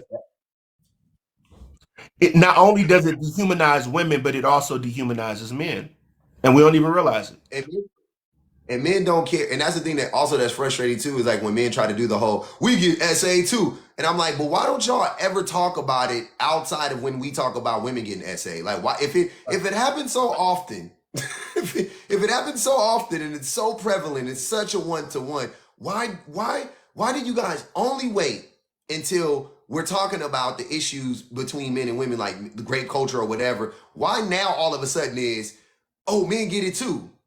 Like, do you know that? Like, do you know that y'all can go live about men being SA'd and do a whole live? And but here's the thing: we know how it's gonna play out because men don't support men. We already know that men don't support men in these instances. We don't, right? Right, If there's so many men who this is happening to, if you look, if Fatal did if you did a held alive on survive female survivors of grape, SA, DV, whatever, right? You have 500 women in there, right? At least, and all of them have been impacted in some way, shape, or form by that. I guarantee right, you, right? Okay, cool. If you did that same thing for male survivors of DV, grape, whatever, there would be 5 men in there, and none of them would have been impacted by it. and four of them would be trolling me. And four will be trolling you. And that's what I'm saying. So why do y'all so excuse me for not wanting to play. I don't want to play y'all game. Like I'm just not gonna play that game. You're not gonna gaslight me and have me like I'm not saying that it doesn't happen to me. Men get unalived by women too, right? But who does it more? Men to women or women to men? Men to women. Who does it Right, exponentially more? Not just slightly more. Not just like, yeah, we do it most of the time. No, no, no, no. Who does it to the tune of 98% of the time versus 2%? You know what I'm saying? Like it's just right, not and they only bring it up as a way to obfuscate. That's it. It's never you guys. They never mean it. They never actually care. I never hear them talking about it. I've literally never scrolled into a live of a man talking about DV of men or grape of men or surviving, and it wasn't a troll. I've never seen it ever, but even if they do it, I almost guarantee you it's like some in some type of way they're trolling, right? Like it's just, but I just have never even seen it. Like if y'all ever see it, send it to me. I will go in there. I would love to listen to it because I want to know what happened. What's going on? How did you survive it? I'm because I do care about it for both ends. It's just y'all don't care about it though. But you want me and Fatal to focus on problems that I won't say they're non-existent, but they're close to not existing. You know what I'm saying? Like men being abused happens from the hands of other men the vast majority of the time. So we were going to talk about it. We'd have to talk about it from that aspect. Surviving your father abusing you, surviving the priest abusing you, surviving the Boy Scout leader abusing you, your uncle touching on. You know what I'm saying? Like it would be more of the right? Like that would be more of the discussion, which we right. should have that discussion if men want to have that discussion. But most of the time, they don't want to have that discussion at all. They just want to shut you up when you talk about what's going on with women. That's it. They Because just want to go, look at me. it's a mask for misogyny. You know what I mean? Whether it's sincere or not, whether it happened or not, a lot of times, at least in this space, and it just may not be, but in this space, a lot of when it comes up, most often, it's as a jab of why women are talking about what women are talking about. Oh, you need to talk about what we're talking about. So it's a way to control the conversation, and it's a way to garner male sympathy without ever acknowledging the misogyny that you participate in. Right? It's a whataboutism, and when you use That's it. it's not. It's like a fiscal conservative talking about black on black crime. Why don't you ever protest black on black crime? Well, first of all, we do protest black on black crime. You just never see it because it's never put on TV. But we protest black on black crime. Every street pole that has balloons and a teddy bear on it is a protest against black on black crime. But you're not there. You don't see that. You know, Yep. you're not comforting the people who, a lot are women that come out to those that are mourning somebody lost in that. You don't care about black on black crime. Even if you participate in or are a victim of it, you just care about us not talking about police brutality. And that's the same way we do this whole, oh, where are the male DV centers? Well, build one. Build one if you, but you don't care about it. You only care about male victims of domestic violence when it's used to oppress and denigrate women. Because in any other scenario, it's not looked as manly. It's looked at being Yes. you have to be vulnerable around other You men. got to be You don't vulnerable. really want Yep. to do that. You know what I'm Right. saying? Don't really want to do that. I know we're coming up on time. We got about maybe about 15 more minutes. And we talked about a lot, man. I really appreciate this conversation.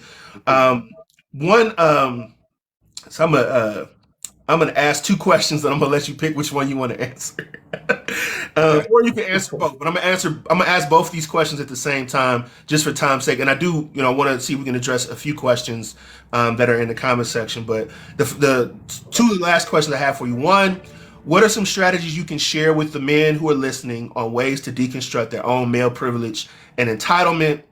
And part two, can you point out a few toxic ideas that you encounter frequently on your platform and provide some healthier ways to think about those topics, i.e., women, family, love, patriarchy, or whatever you want to talk about? Okay. So the first one, you already said it earlier. But that's usually my go-to is listen to women. And it don't have to be women on the internet because y'all don't respect. It's hard for y'all to respect women in general. Um, and That's already my that might that's not. Is it that's your wife? yeah. Yeah, she said Oh, that's a great conversation. I'm sorry, I didn't interrupt you. She said, this has been a no, great you good. conversation. I can't see your Oh, people. You can't. okay, Yeah. got So you. I don't know. Yeah, no, so I would say listen to women and because and listen to the women in your life, right? It don't have to be the women on the internet because y'all don't I get it, because you don't know these women, you think that they got something against you, you think they all buying into the same bullshit. Okay, cool, cool.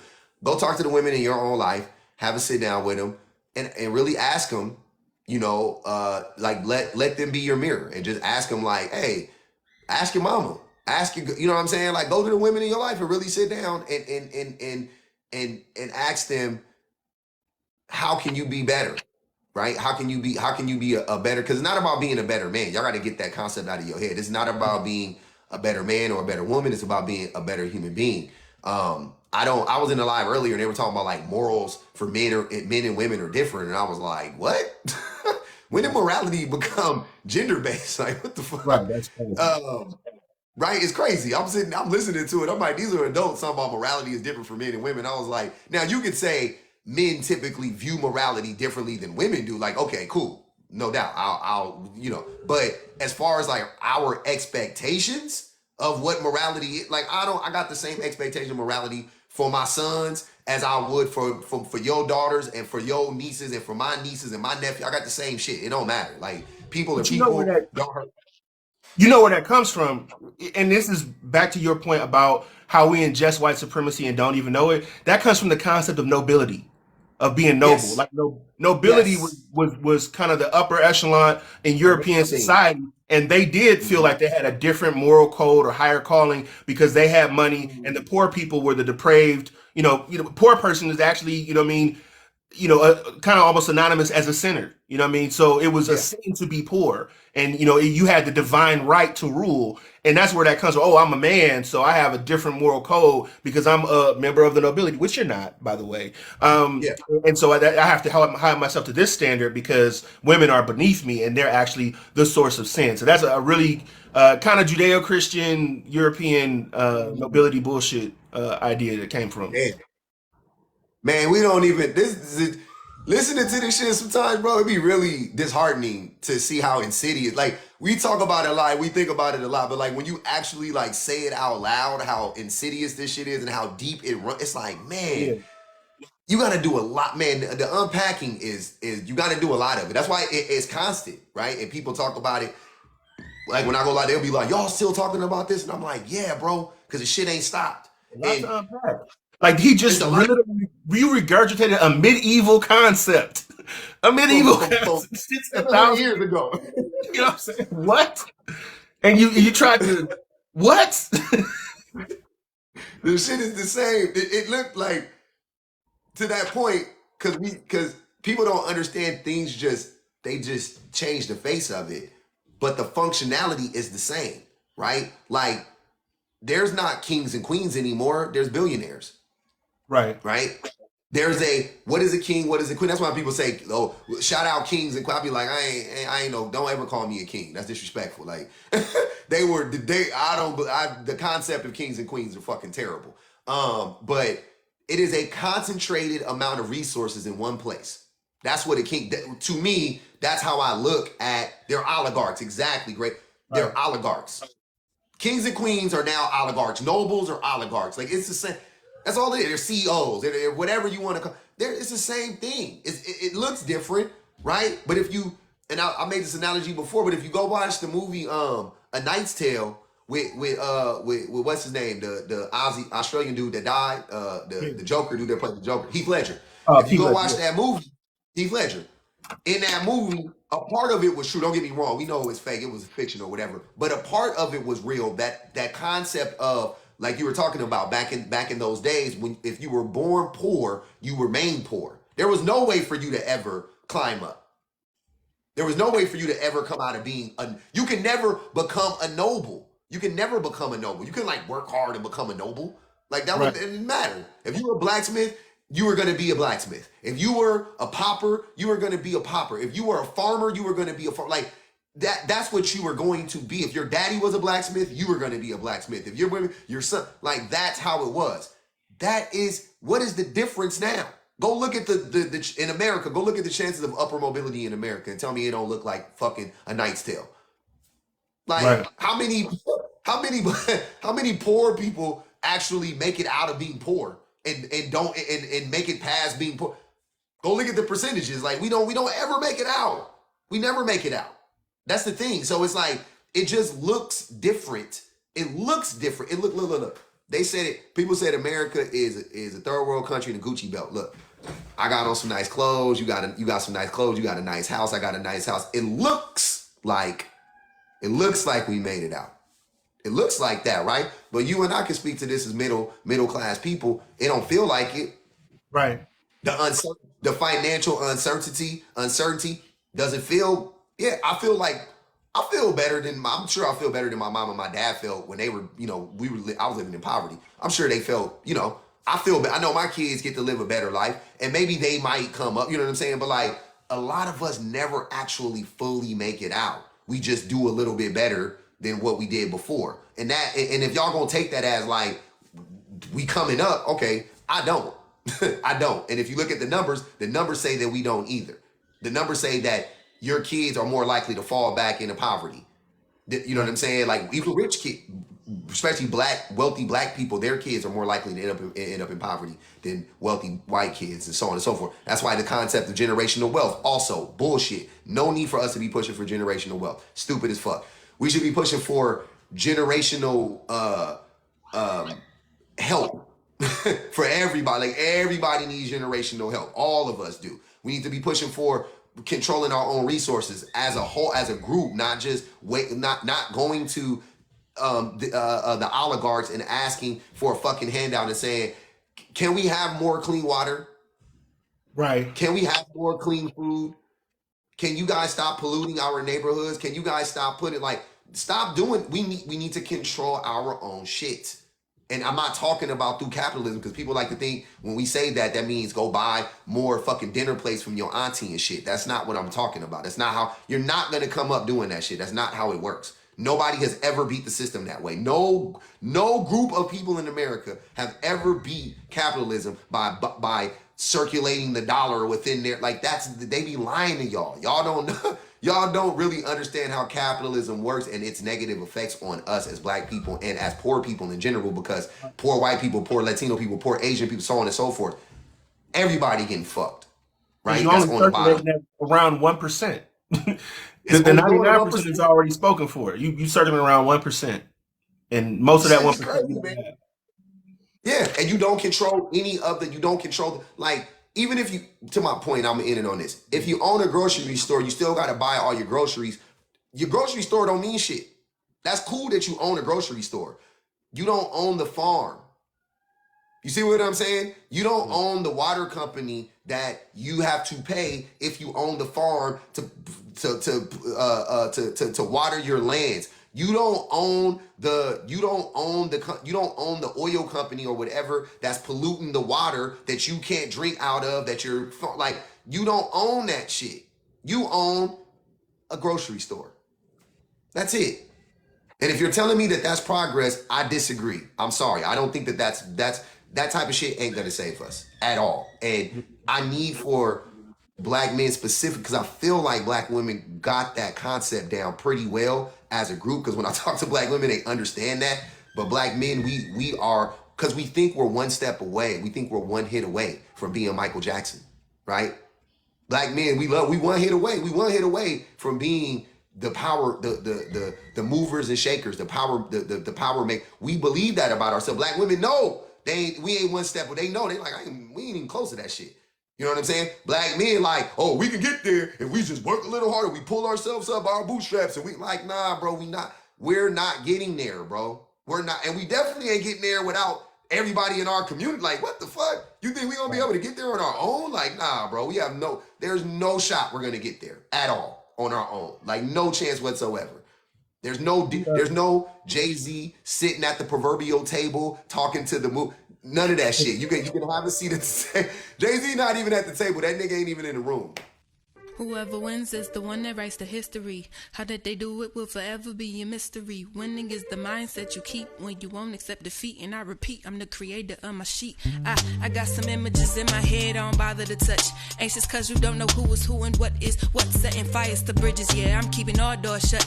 Find solace in being separate cause it's therapeutic. So when you're claiming that you victim, make sure you're the plaintiff. You gon' hear me when I tell you I ain't nothing to play with. I sing it to you in a soft tone, but I got grit. Heard some niggas been talking and listen to what they said, and I'm just mad that she ain't give it to me. And that girl Yon was great when I liked her, but now she ain't with a thing. He said they ain't a fan of marriage, but he passing out rings. Fraudulent, making money, selling off bad dreams. I'm locked up in my head thinking I'm toxic. If you talking down bad, then you may as well just gon' switch up your topic. I ain't got no love for you, gon' stop it. You a thespian and putting up in that, gon' drop it.